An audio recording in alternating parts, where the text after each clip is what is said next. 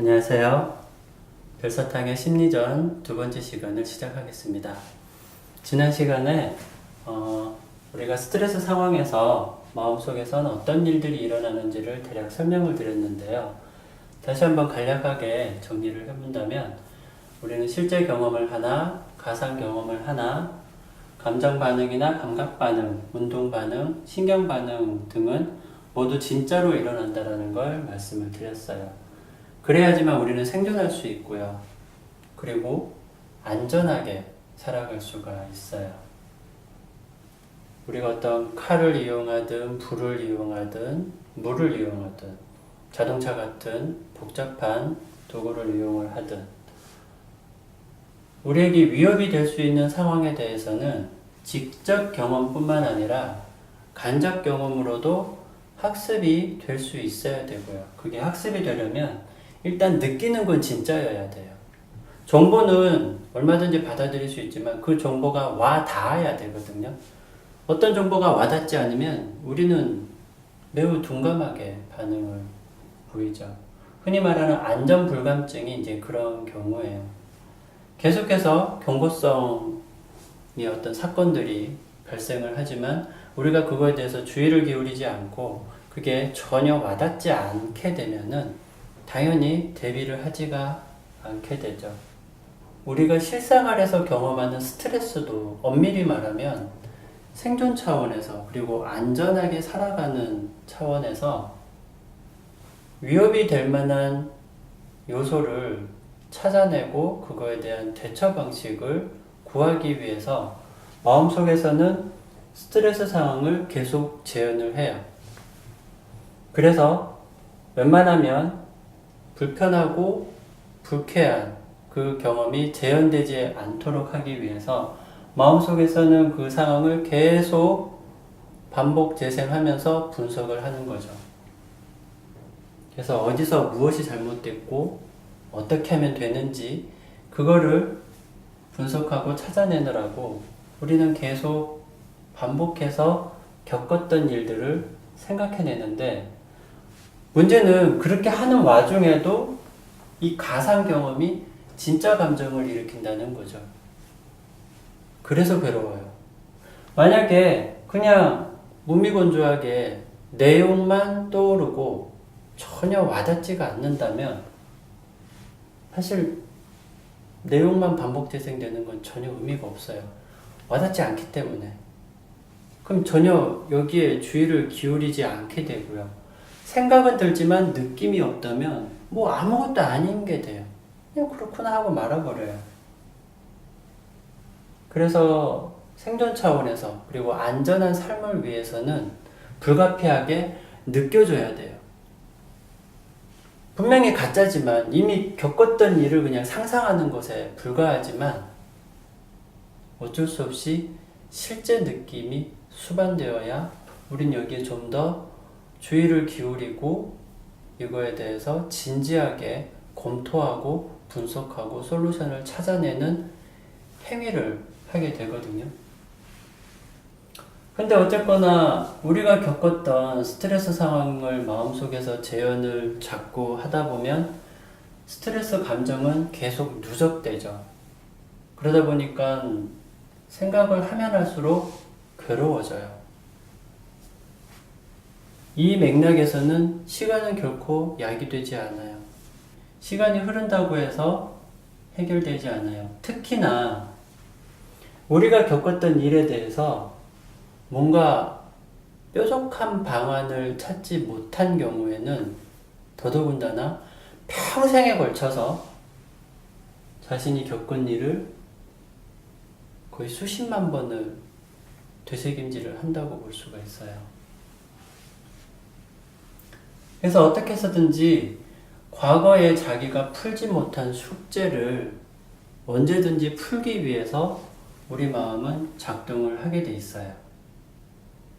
그래서 아예 미리 이제 적어놨는데 우리가 겪은 일을 마음속에 재현을 할 때 실제 인물 A와 B, 뭐 본인 포함해서요. 실제 인물 A와 B를 마음속에서 그대로 복제해서 생각을 하다 보니까 우리는 회상을 할 때나 예상을 할 때도 실제 인물을 근거로 하고 있다라고 착각을 해요.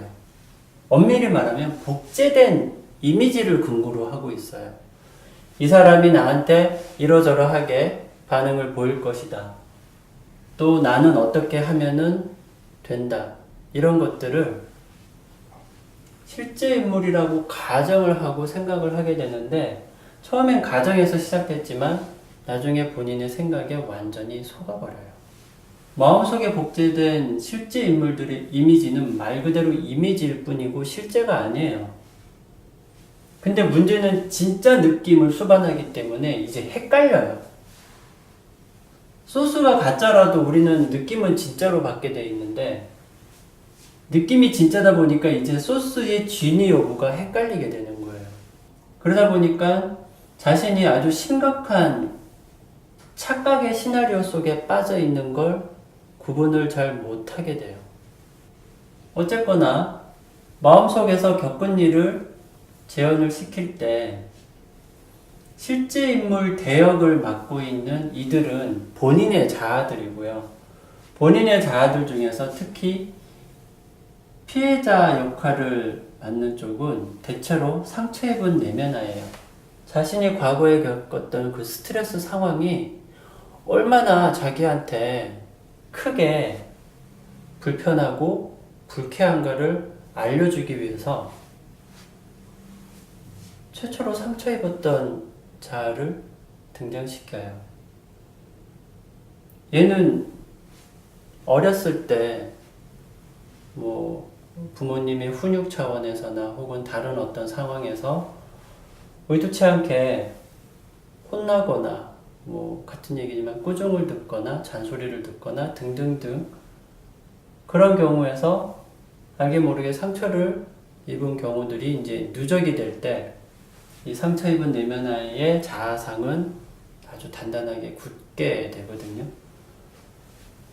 근데 불편하고 불쾌하다 보니까 우리는 웬만하면 잊어버리려고 하고, 우리가 가급적이면 잊으려고 하는 측면들은 우리 마음 한켠에 차곡차곡 쌓여요. 물론 비유적인 표현이라서 실제로 쌓인다기보다는 그게 어쨌든 우리 마음속에 계속 남아있게 돼요. 우리 마음속에 남아있던 외면하고 잊어버리고 참았던 측면들 중에 상처 입은 내면화에는 스트레스 상황에서 내가 얼마나 그 스트레스가 강한지 그걸 알려주기 위해서 상처 입은 내면화가 주로 피해자 코스프레를 하게 돼 있고요. 그리고 상대방 역할, 나한테 안 좋은 말과 행동을 한 타인의 이미지를 뒤집어 쓰고 등장하는 자아는 주로 자기 자신이 혐오하는 측면에 해당이 돼요. 당신은 어떤 사람입니까? 라고 얘기를 할 때 나는 이러저러한 사람입니다. 라고 말을 하는 건 자신의 라이프 스타일을 담당하고 있는 자아들 혹은 자신의 신념이라든지 가치관, 주된 성향을 나타내는 메인 캐릭터들 이런 애들이 이제 언급이 된다면 나는 이런 사람 아니에요 라고 말을 할 때는 우리 마음속에서 억압되고 있는 자아들의 이야기가 돼요. 나는 이런 사람 아니에요 라고 말할 때 특히나 나는 이런 건 아주 끔찍하게 싫어해요 하는 측면들은 주로 나한테 해코지한 타인의 대역을 맡게 돼 있어요. 왜 그러냐면 역시나 이 스트레스 상황이 나한테 얼마나 위협적인가를 알려주어야만 이 스트레스 상황에 대해서 진지하게 고민하고 해결책을 찾게 돼 있거든요. 그게 결국은 우리가 정신적으로 살아남기 위한, 또 정신적으로만 그치지가 않죠. 실제로 대인관계에서 이 세상살이에서 안전하게 살아가기 위해서라도 우리한테 위협이 됐던 스트레스 상황에 대해서는 그 위협이 나한테는 어떻게 느껴지는지를 상처 입은 내면아이가 알려주고, 그리고 그 위협이 얼마나 위협적인지를 혐오하는 자아가 알려줘요. 그래서 실제 인물의 이미지를 뒤집어 쓰고 가해자 역할과 피해자 역할을 하게 되는 건 빨리 이 스트레스 상황에 대해서 숙제를 풀려는 거예요. 그래서 이 스트레스 상황이 자신한테 얼마나 위협이 되고, 그리고 그 위협이 자기한테 얼마나 아프게, 얼마나 불편하고 얼마나 불쾌하게 다가오는지를 아주 강렬하게 알려주기 위해서 보통은 상처 입은 내면 아이, 그리고 혐오하는 측면이 서로 대역을 맡아서 마음속 기억 속에, 마음속 회상 속에 중요한 주인공으로 자기 역할을 수행하게 돼요. 왜 우리 마음속에서 스트레스 상황이 이렇게 반복될 수밖에 없는가는 이제 설명이 됐죠. 숙제를 풀기 위한 거예요. 여기서 내가 어떻게 하면 되는지를 알고자 하는 게 사실 궁극적인 목표예요. 근데 그거를 알아내지 못했을 때 처음에는 야, 걔 그냥 아예 무시해. 얼굴도 쳐다도 보지 마. 인사도 하지 마. 라는 식의 어설픈 솔루션들이 나왔다가 그 솔루션대로 했다가 또 안 좋은 말과 행동을 듣게 되면 그런 솔루션들은 또 그때그때마다 버려져요. 그리고 다시 분석을 하죠. 어떻게 하면 되는지. 거기서 또 어설픈 솔루션이 또 나올 수 있어요. 학자들은 자아들이 내놓는 어설픈 솔루션들에 대해서 어떻게 얘기를 하냐면 전문 용어로는 역기능적 대처 방식이라고 해요. 우리는 그냥 그게 그 방법이 뭐 좋네, 나쁘네 뭐 이런 식으로 얘기를 하는데 학자들이 단골로 쓰는 표현은 그게 얼마나 순기능적인가 역기능적인가 이렇게 표현을 해요. 이 어설픈 솔루션들이 실제로 적용했을 때 또 안 좋은 말과 행동을 겪게 만들면 그게 역기능적인 거죠. 제 기능을 못하는 거잖아요, 이 솔루션이. 그래서 이제 학자들은 역기능적 대처 방식이라고 하는데, 일단 혐오하는 자아와 혐오하는 측면을 대표하는 자아와 상처 입은 내면 아이가 투탑으로 주인공 역할을 하면서 실제로 겪었던 일들에 대해서 다시 재현을 하고요. 이때 이제 우리 마음의 수뇌부에 해당하는 애들이 나와서 뭐라 얘기를 해요. 얘는 여기에 대해서 어떤 가라는 솔루션을 제시하고, 얘는 나라는 솔루션을 제시하고, 얘는 다라는 솔루션을 제시하고, 이렇게 해라 저렇게 해라 막 왈가왈부 혼수를 두는 애들이 많이 등장하죠. 그 중에서 어떤 애들의 말을 선택을 해도 대부분은 어설픈 솔루션이 돼요. 왜 그럴 수밖에 없는지는 이제 설명이 이어갈 텐데, 어쨌든 중요한 건 얘네들 실제 인물의 모습을 하고서는 너무나 리얼하게 연기를 펼쳐 보이는 얘네들이 궁극적으로 전달하고자 하는 메시지가 있어요. 사실 그 중에 중요한 부분은 앞서 언급은 됐어요. 어차피 우리가 이런 생각을 할 수밖에 없는 거. 밤잠 못 이루면서 밤새 뒤척이면서 좋지도 않은 거를 이 스트레스 상황에 대해서 계속 되새김질을 할 수밖에 없는 건 여기서 내가 어떻게 하면 좀 더 안전하게 살아갈 수 있는지, 이런 정서적으로 위협받는 일들을 어떻게 하면 최소화해서 편안하게 살아갈 수 있는지 그 답을 찾아내기 위해서 우리는 그렇게 밤새 뒤척이며 고군분투를 하는 거거든요. 그럴 때 얘네들이 이제 주인공으로 아주 험악한 타인의 모습을 하고, 얘는 아주 처절한 피해자의 모습을 하면서 주변에서는 훈수를 두는 애들이 북적북적 잔소리를 해요. 그래서 우리는 속 시끄럽다라는 표현들을 하죠. 지난 시간에는 그렇게 심란할 때, 머리가 복잡하거나 속 시끄러울 때 일단은 자아들의 노예에서 자아의 주인의 위치로 되돌아가기 위한 방편으로 얘들아 소리 좀 낮춰주라. 속 시끄러워서 야 너무 힘들다. 이렇게 부탁하듯이 정중하게 자아들을 존중하는 태도로 정중하게 부탁하는 생각을 해주면 의외로 어느 정도 그게 먹힌다라는 걸 말씀을 드렸었어요. 이제 좀 더 본질적인 내용으로 들어가게 되면 자아들에게 정중하게 소리 좀 낮춰달라고 부탁하는 것과 더불어 우리가 이런 상황 자체를 어떻게 받아들이면 되는지를 알 수가 있어요. 그 본질로 들어갔을 때. 그 본질이라는 건 뭐냐면 얘네들은 그 위협이 되는 상황이 얼마나 위협적인지 그리고 자신에게 그게 얼마나 불편하고 불쾌한지를 알려주기 위해서 각각의 역할을 맡는다라고 했는데 거기서 포장지를 더 풀면 뭐가 나오냐면요. 이 상처받은 내면 아이는 과거에 상처를 받는 상황에서 마음속으로 이렇게 생각을 해요. 상처를 받는다라는 건 안 좋은 말과 행동을 경험한다라는 건데 안 좋은 말을 들었을 때 속으로는 아니야! 그렇지 않아! 이렇게 생각할 수 있어요. 그리고 또 그 맥락에서 네가 비록 안 좋은 말을 이러저러한 안 좋은 말을 들었지만 아니야, 너 괜찮은 애야. 이런 말을 듣고 싶어 해요.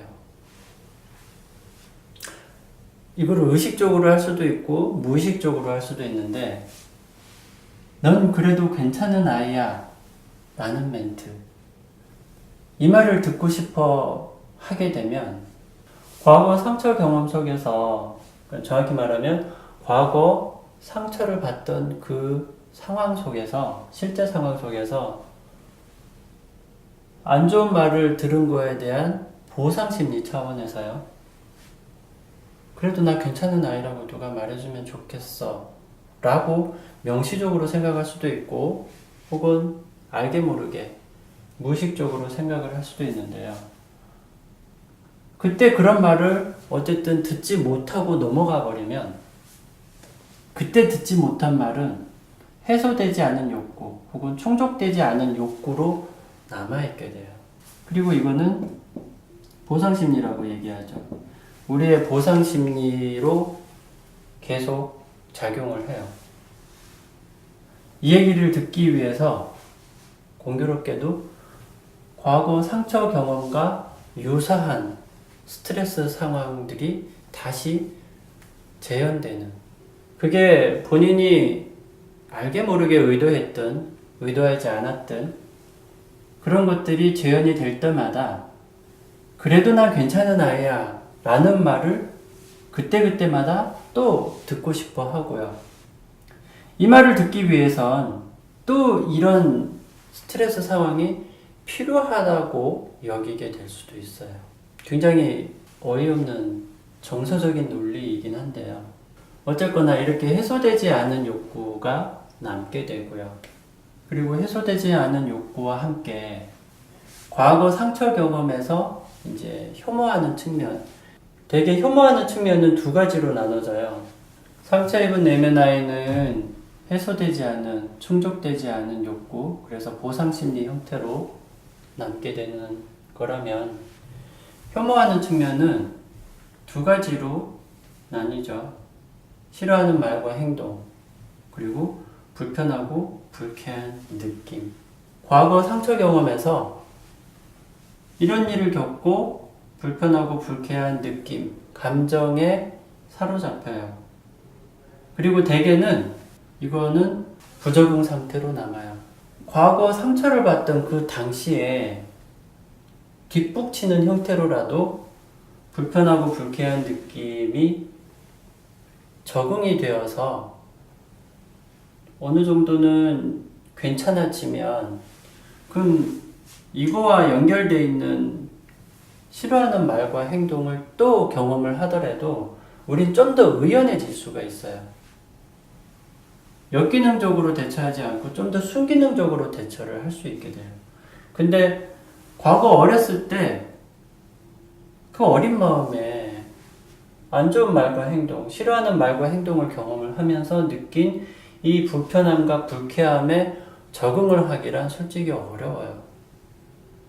그래서 대부분은 그 당시에 그때 듣지 못한 말은 보상심리 형태로 남고, 동시에 그때 느꼈던 불편함과 불쾌감은 적응하지 못한 상태로 남게 돼요.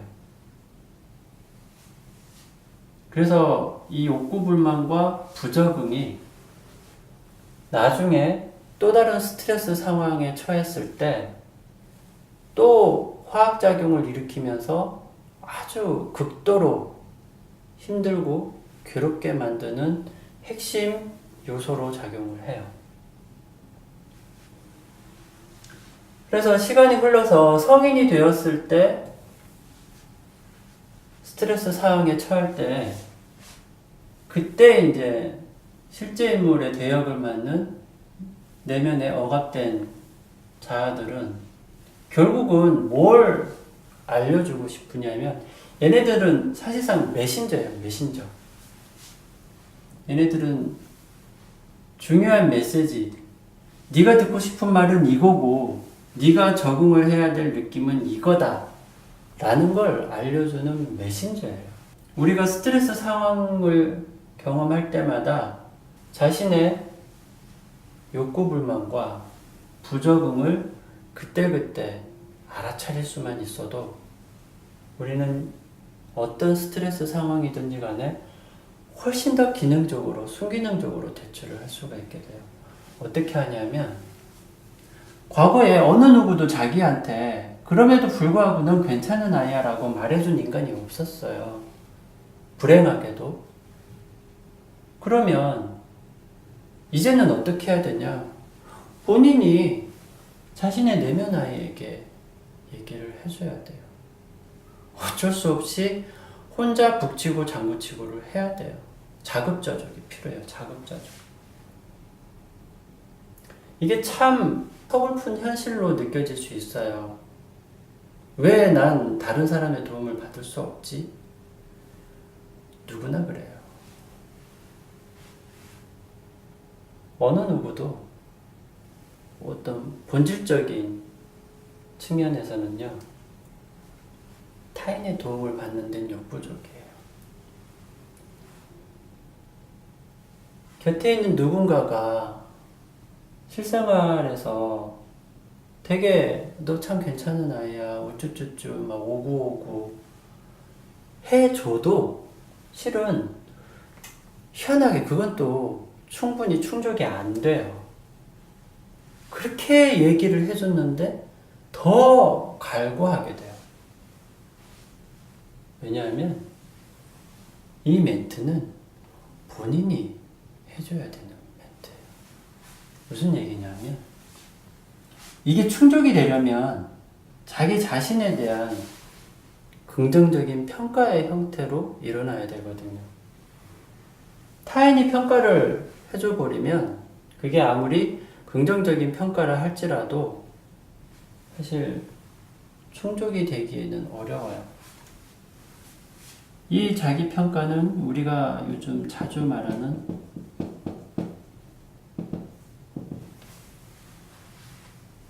자존감의 핵심 요소거든요.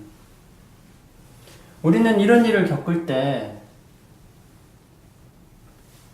똥이라고 비유를 한다면, 이런 일이 똥이라고 한다면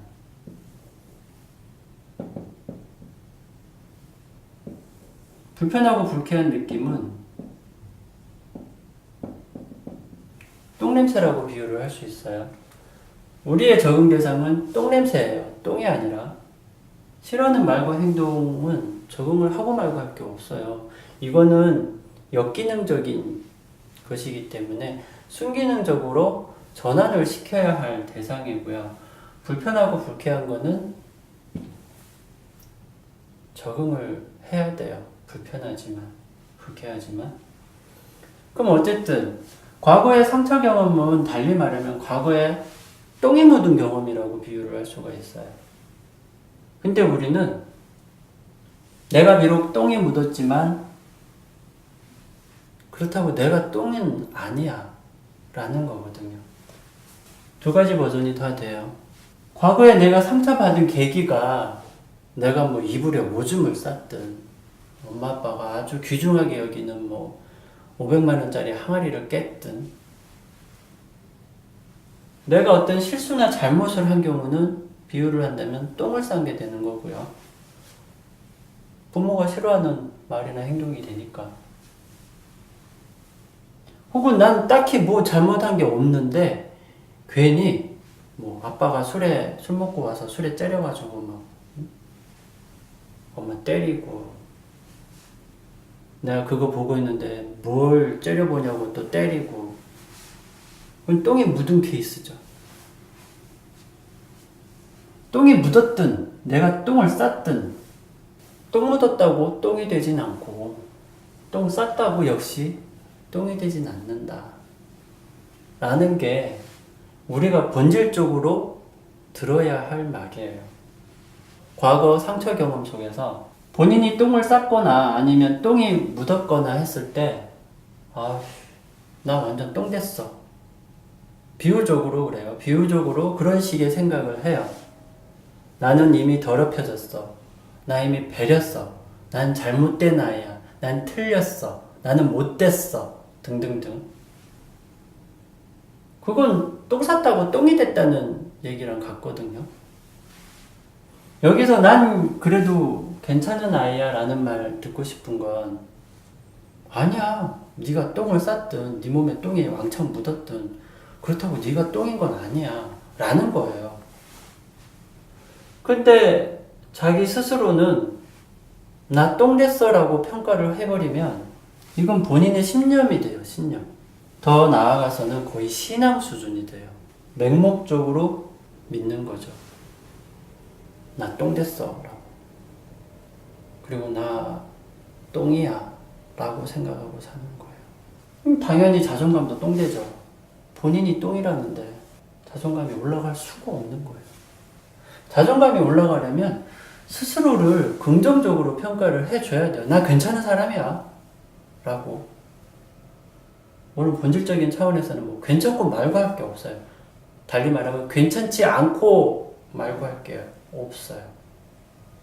난 그냥 그 자체로 존엄한 사람이야 라는 거거든. 이 평가를 뭐 좋게 하고 나쁘게 하고 그걸 떠나서 있는 그대로 난 그냥 사람이야, 어떠어떠한 사람이야가 아니라 난 그냥 사람이야가 가장 건강한 자존감으로 회복시켜줘요. 근데 우린 자꾸 수식어를 붙이죠. 자기 스스로에 대해서. 나 못났어, 나 못생겼어, 나 실력 없어, 능력 없어, 손재주 없어, 머리가 나빠, 키가 작아, 달리기 못해, 운동 꽝이야, 뭐 다 본인 스스로 나 똥이야 라고 말하는 것과 같아요. 달리기 못하는 걸 똥이라고 쳐요. 달리기 못한다고 해서 본인이 똥이 되진 않아요. 그냥 못하는 거예요. 어차피 상대적인 개념 아니에요? 달리기를 잘하고 못하고 어쨌든 우사인 볼트보단 다 느릴 거 아니에요. 자기 자신에 대한 평가가 자꾸 온갖 지저분한 수식어로 점철이 되어 있을 땐 자존감은 당연히 낮게 될 수밖에 없어요. 그리고 그 과거 상처 경험 속에서 자신이 겪은 일과 관련해서 불가피하게 느꼈던 그 불편함, 불쾌감, 예를 들면 수치심, 열등감, 자괴감, 혹은 분노, 슬픔, 두려움 등등등 여러 가지가 있을 수 있죠. 이러한 불편하고 불쾌한 느낌들을 과거 상처 경험을 실제로 하고 있을 때 혹은 그 이후라도 언제든지 이런 것들에 어느 정도 적응이 되면, 물론 자기평가는 또 그거대로 별개긴 해요. 근데 어쨌든 이런 느낌들, 똥냄새에 적응을 하면 누가 또 똥을 싸도 좀 더 의연하게 치울 수가 있어요. 근데 우린 당장 똥냄새부터 꽉 해버리기 때문에 똥을 제대로 다루지를 못해요. 이미 똥냄새 앞에서 아예 제압당해버리기 때문에. 개인적인 문제든 사회적인 문제든 우리가 싫어하는 것들을 제대로 다루지 못하는 이유는 그거와 관련된 불편하고 불쾌한 느낌을 적응해내지 못했기 때문이에요. 그래서 욕구 차원에서는 스스로에 대한 정확한 자기평가가 필요하고요. 부정적이거나 긍정적인 거 이런 거 말고 그냥 정확한 거. 난 그냥 사람이다. 이런 거. 그 자체로 나는 존엄하다. 라는 거. 그리고 느낌 차원에서는 적응해 나갈 필요가 있어요. 마음속에서 얘네들이 실제 인물 코스프레를 하면서 더 자극적으로 마음속의 연기를 펼쳐내는 이유는 제발 이런 것 좀 알아줘 하는 것도 있거든요. 이게 얼마나 위협적인지, 그게 나한테 얼마나 불편하고 불쾌한지를 알려주는 것과 더불어 네가 누구인지를 제발 좀 알아줘. 그리고 네가 적응해야 될 것이 무엇인지 제발 좀 알아차려 하는 거거든요. 그래서 자기 마음속에서 외면당했던 자아들이 수고롭게 나와서 안전하고 윤택한 삶을 살 수 있게끔 어떻게 보면 촉대 매는 거예요. 자신한테 안 좋은 말과 행동을 한 타인의 모습을 하고선, 그리고 어렸을 때 상처 입었던 아이가 다시 나와서 안 좋은 말을 들었던 당시의 자신의 모습을 하는 거. 그냥 어렸을 때 모습 나오면 우리는 한번 경험을 했던 거라, 아는 거라, 이거 나 알아. 그리고 다시는 거들떠보지 않으려고 할 수 있어요. 그러다 보니까 우리는 항상 업데이트를 해요. 늘 새로운 스트레스 상황의 이미지를 가져다가 써요. 그래야 경각심을 일으킬 수가 있으니까. 우리는 어쨌든 익숙한 것에 대해서는 가급적이면 다시 주의를 기울이지 않는 경향이 있거든요. 그래서 늘 새로운 인물, 새롭게 내 골치를 썩이는 그 대상을 가져다가 써요. 뭐 경우에 따라서는 새롭지 않더라도, 인물 자체는 새롭지 않더라도 스트레스 상황은 늘 그때그때마다 가장 최신의 것을 가져다가 쓰면 당연히 쩔쩔맬 것이고, 아무래도 쉽사리 떨쳐내지 못하죠. 그래서 제발 이번만큼은 숙제를 풀고 가게 하려고 애를 써요.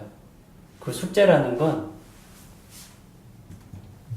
이제 신앙 수준에서 다시 내려오자는 거거든요. 제대로 된 자기 평가를 하고, 그렇게 해서 자존감 올리고, 그리고 안 좋은 상황에 대해서 불편하고 불쾌하지만 그래서 적응이 필요해요. 그래야만 우리는 더 이상 똥을 무서워하지 않게 돼요. 불편감은 느끼죠. 불쾌감은 느껴요. 하지만 적어도 굳이 두려워할 필요가 없게 돼요. 아, 이거 똥이구나. 우리말에도 또 그게 있잖아요. 똥이 무서워서 피하냐? 더러워서 피하지? 그러잖아요. 더럽다고 피하는 게 아니라, 혹은 무서워서 피하는 게 아니라, 더러운 거 적응해 가면서 더럽든 무섭든 이 똥은 개인적으로도 불편하고 불쾌하게 만드는 애들이고, 사회적으로도 불편하고 불쾌하게 만드는 애들이니까 이 똥에 해당하는 우리가 싫어하는 말과 행동들은 계속 개선해 나가야 돼요. 싸우는 형태가 아니라, 여차하면 도망치거나 그저 무조건 참는 형태가 아니라 당당하게 직면하면서 순기능적으로 전환시키는 노력이 필요해요. 그러기 위해선 일단 똥냄새에 적응을 해야 돼요.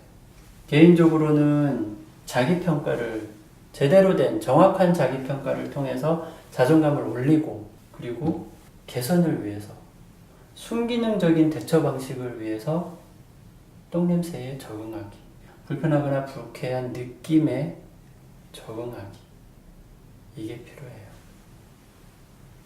그러면 얘네들이 이제 자신의 소임을 다한 거예요. 이제 스트레스상이 얼마나 끔찍한 것인지를 굳이 더 알릴 필요가 없게 되고, 그게 나한테 얼마나 불편하고 불쾌한 것인지를 굳이 더 강조할 필요가 없게 돼요. 그럼 얘네들은 소임을 다했기 때문에 이제 물러갈 수가 있게 되고요. 이제 더 이상 회상하거나 예상하거나 상상하거나 하느라고 괴로움을 가중시킬 필요가 없게 돼요. 이것이 진정한 스트레스 해소예요. 무조건 참는 게 능사가 아니고요. 그리고 또 피하는 것만도 능사가 아니에요. 뭐 여행 가는 거 좋아요. 사람들과 수다 떠는 거 좋고, 뭐 술자리 하는 거 좋아요. 영화 보고 음악 듣고 취미생활하고 다 좋아요. 근데 그게 회피의 맥락에서 하는 거라면 곤란해요. 그 뭐 하던 건 하고 이왕이면 제대로 된 스트레스 해소를 한 상태로 즐기자는 거죠. 문화생활을. 문화생활이 억압이나 회피의 맥락에서 악용이 되는 게 가장 비참한 현실을 만들게 돼요. 참거나 피하거나 그게 안 되면 또 우린 싸우죠. 가장 눈에 띄는 역기능적 대처 방식 중에 하나예요. 싸우는 것 자체가 우리가 싫어하는 거잖아요. 그래서 안 싸우려고 보통 참거나 웬만하면 그냥 피하고 마는 건데, 그 세 가지 다 어쨌든 우리를 불편하고 불쾌하게 만들기 마련이에요. 그래서 우리가 진정으로 원하는 쾌적한 삶을 위해서는 일단 똥냄새 맡아주고 적응해주고요. 그리고 자기 자신에 대해서 제대로 된 평가, 그리고 똥 묻었다고 똥이 되지 않는다라는 중요한 사실, 똥을 쌌다고 해서 똥이 되진 않는다는 중요한 사실을 다시금 되새길 필요가 있어요. 네, 이번 시간은 여기까지 하겠습니다.